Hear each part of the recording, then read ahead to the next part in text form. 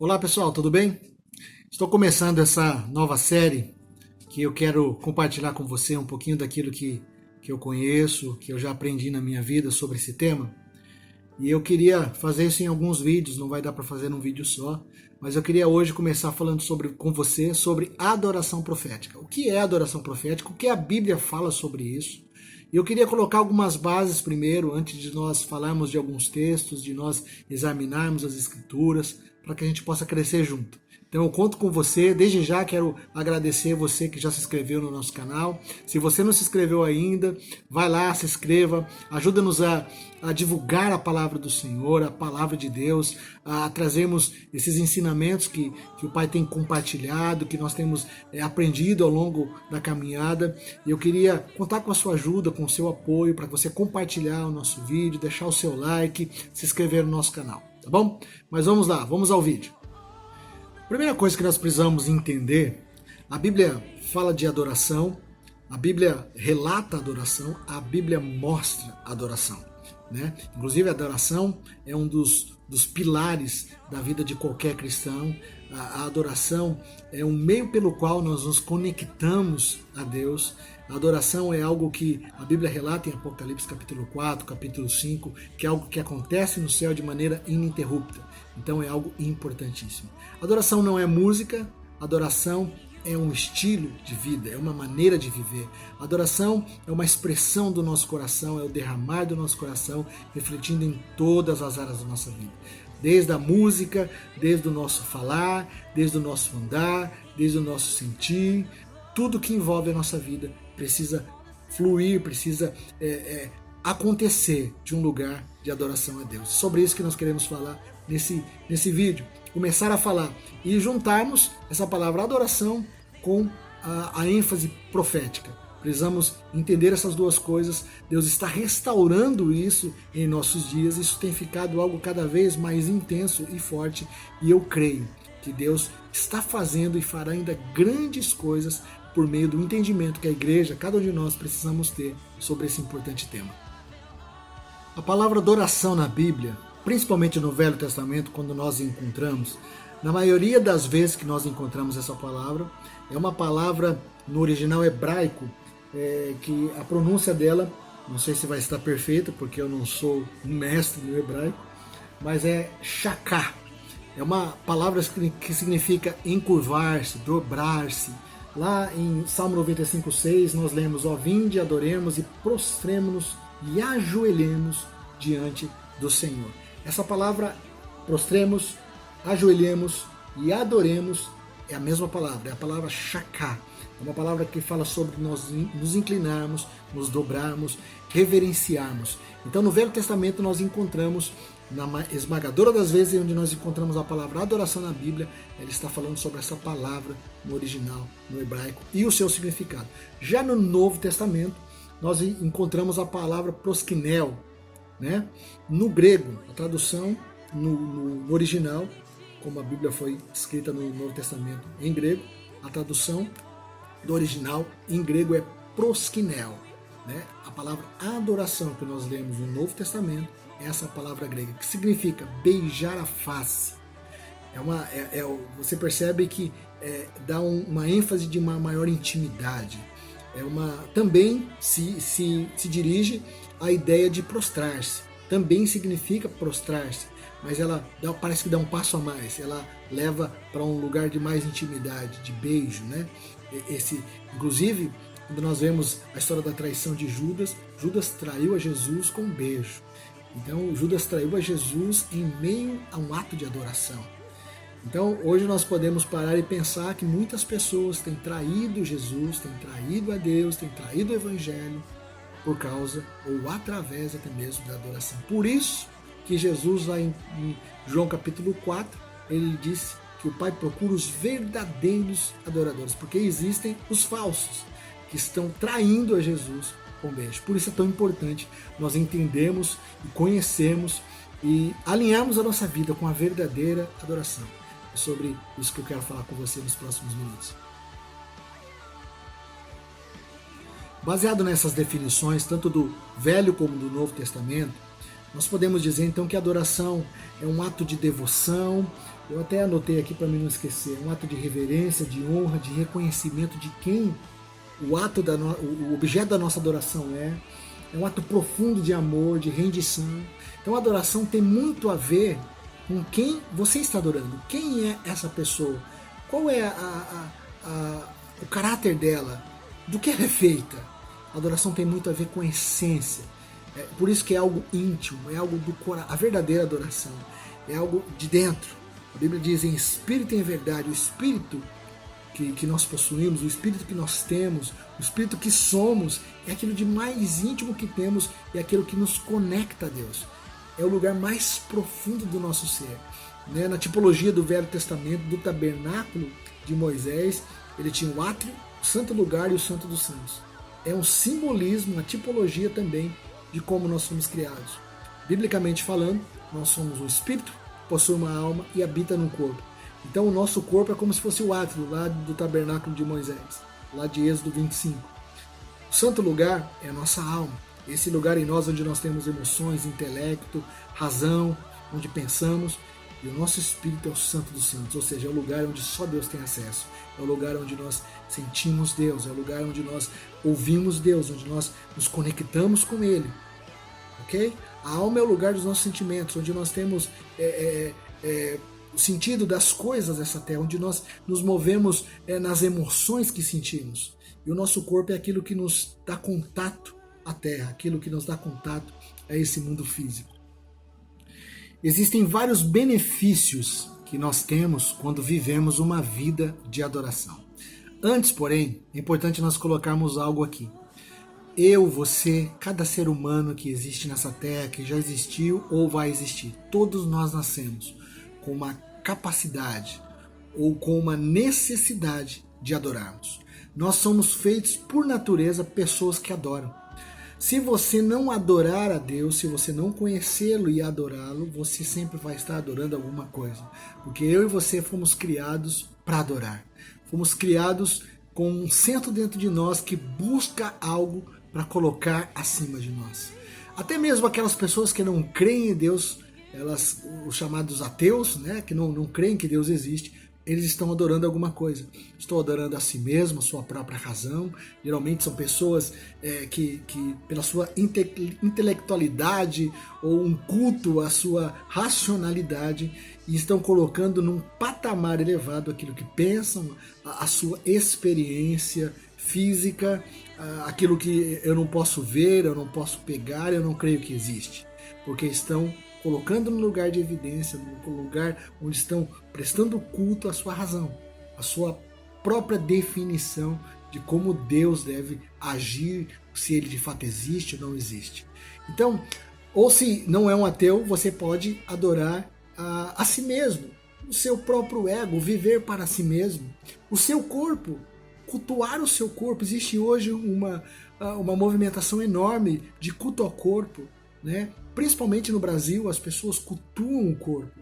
Ou o dinheiro é algo que muitas pessoas colocam como Deus em sua vida. Inclusive Jesus, na única vez que a Bíblia relata de Jesus colocando alguma coisa se equiparando a Deus, foi quando ele disse sobre as riquezas, foi quando ele disse sobre Mamon. Ele disse: você não pode servir a dois senhores, ou você vai servir a Deus ou a Mamon. Algumas traduções dizem a riqueza. O dinheiro não é o problema. A Bíblia diz que o amor ao dinheiro, ou seja, o culto ao dinheiro, a adoração ao dinheiro, se coloca no mesmo lugar da adoração a Deus. Outros adoram a sua própria carreira, o seu trabalho, a sua vida profissional. Outros adoram os seus filhos, o seu cônjuge. Tudo que você coloca no lugar acima de você, que você tem um olhar de adoração, de reverência, de viver por aquilo, de um amor por aquilo, maior do que qualquer outra coisa, está ocupando o lugar de Deus, um lugar de adoração na sua vida. Então você pode pensar: eu não sou adorador. Você é um adorador, porque você nasceu para adorar alguma coisa. Se você não adorar a Deus, você vai estar adorando qualquer outra coisa, inclusive você mesmo. O Salmo 115:8 nos traz um entendimento muito importante sobre esse assunto. Ali ele diz, eu não vou ler aqui inteiro para não ficar longo o vídeo, mas ali ele resume dizendo que aquilo que nós adoramos, nós vamos nos tornar como. Você pode ver ali que há um relato sobre adoração a ídolos. E ali o salmista diz, ó, se você adorar um ídolo, você vai se tornar como ele. Ele faz uma relação ali de ídolos mudos, não falam, não ouvem, não andam, e tornam-se iguais àqueles a quais o adoram. Então, existe um princípio nesse salmo que demonstra algo poderoso, que é aquilo que você adora, você vai se tornar como. Por isso Deus anseia que nós adoremos a Ele, porque Ele quer que nós nos tornemos como Jesus. O sonho de Deus é ter filhos parecidos com Jesus. É isso que a Bíblia diz. O primogênito entre muitos irmãos.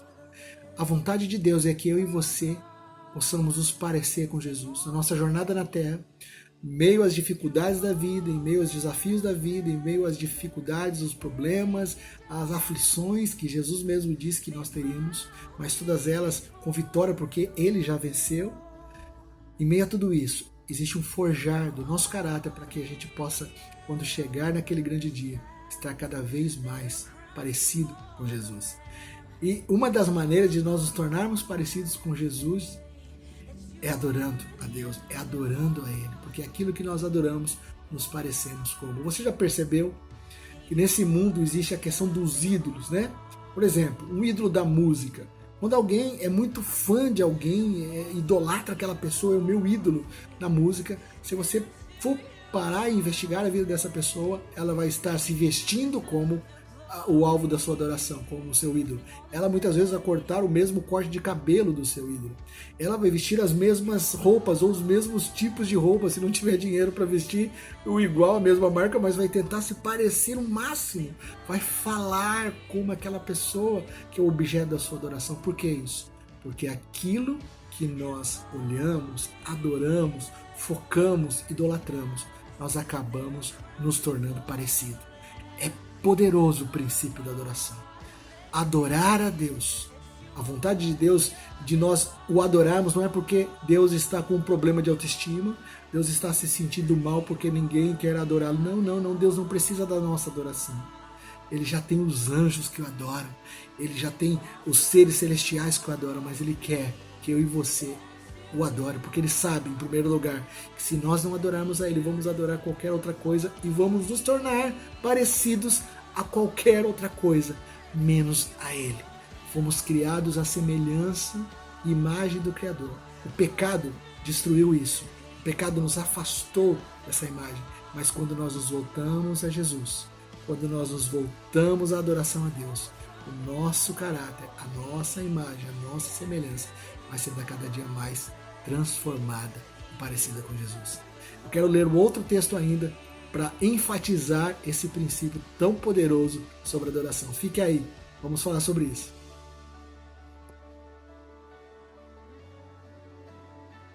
Outro texto que nos dá fundamento, esteio para esse assunto, para esse princípio poderoso. Que princípio? É o princípio daquilo que nós adoramos, nos tornamos parecidos. Está em 2 Coríntios capítulo 3, verso 18. Veja o que diz lá. Mas todos nós, com o rosto descoberto, refletindo como um espelho a glória do Senhor, somos transformados de glória em glória na imagem como pelo Espírito do Senhor. Esse texto de 2 Coríntios 3 nos mostra aquilo que nós já lemos lá em Salmos. Conforme nós vamos olhando, conforme nós vamos contemplando, conforme nós vamos adorando, porque a adoração tem muito a ver com contemplação, tem muito a ver com o nosso olhar. O Salmo 27, 4, Davi disse assim: eu quero, uma coisa só eu quero, uma coisa só eu busco, que eu possa estar na presença, na casa do Senhor, para contemplá-lo, para meditar no seu santo templo.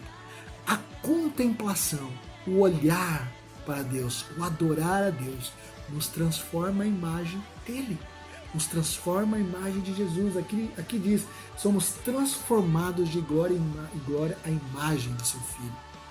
Nós somos transformados pelo Espírito Santo à imagem de Jesus, quando nós o adoramos. Por isso Deus quer tanto que nós o adoremos. Por isso Deus quer tanto que nossa adoração seja só para Ele. Só para Ele. Então existe um princípio que eu queria dividir com você aqui nesse primeiro vídeo. Que você medite, pense nisso, ore por isso, e que nós possamos viver isso. Uma última coisa para fecharmos esse vídeo. Lá em Cantares, a Bíblia mostra em diversos momentos Salomão, que é o tipo do noivo, o tipo de Jesus, chamando a sunamita, que é o tipo da igreja da noiva dos nossos dias, do final dos tempos, a igreja, de pomba, pomba minha. E você sabia que a pomba é o único pássaro que tem, o único ou um dos poucos pássaros que não tem visão periférica? A pomba não consegue olhar para várias coisas ao mesmo tempo. Por exemplo, eu estou aqui filmando, olhando para essa câmera, e eu estou vendo o periférico. Aqui do lado eu estou vendo. Eu não estou vendo fixamente, mas eu vejo o que tem ao meu redor. Você também aí que está assistindo esse vídeo, se você prestar atenção de forma periférica, você sabe o que tem ao redor. A pomba não tem isso. A pomba consegue olhar uma coisa de cada vez. E lá em Cantares, quando Salomão chama a sunamita de pomba minha, ele está falando: você que só tem olhos para mim. É dessa maneira que Deus espera que nós estejamos na nossa vida de adoração a Ele. Olhos só para Ele. A adoração fala do lugar onde nós estamos olhando. A adoração fala do lugar onde o nosso coração está. A adoração fala sobre sermos transformados à imagem daquilo que nós estamos adorando, à imagem daquilo que nós estamos olhando. Deus abençoe a sua vida. Esse é apenas o primeiro vídeo sobre esse tema. Eu quero fazer outros vídeos. Quero falar sobre adoração profética, mas antes precisamos falar sobre adoração. Depois vamos falar sobre profecia, sobre a diferença do dom profético e a diferença do dom de profecia. Isso mais para frente. Mas eu queria que você parasse, pensasse, refletisse sobre esse assunto para o nosso crescimento. Se você puder, compartilhe esse vídeo. Por favor, entra lá no nosso canal, deixa a sua inscrição, o seu like, a sua notificação, o seu sininho lá para você poder ser notificado. E nós precisamos atingir o número de pessoas inscritas para que possamos estar alcançando mais pessoas aqui no YouTube, para que possa aparecer lá quando alguém consultar. Então eu peço a sua ajuda, se você puder, se você quiser, nos ajude nesse projeto. Deus abençoe a sua vida, a sua casa, a sua família, e que nós possamos ser adoradores, que sejam com foco certo, olhando para Jesus e sendo transformados de glória em glória à imagem do próprio Filho de Deus, do próprio Jesus. Deus abençoe, pessoal. Um grande abraço e até mais.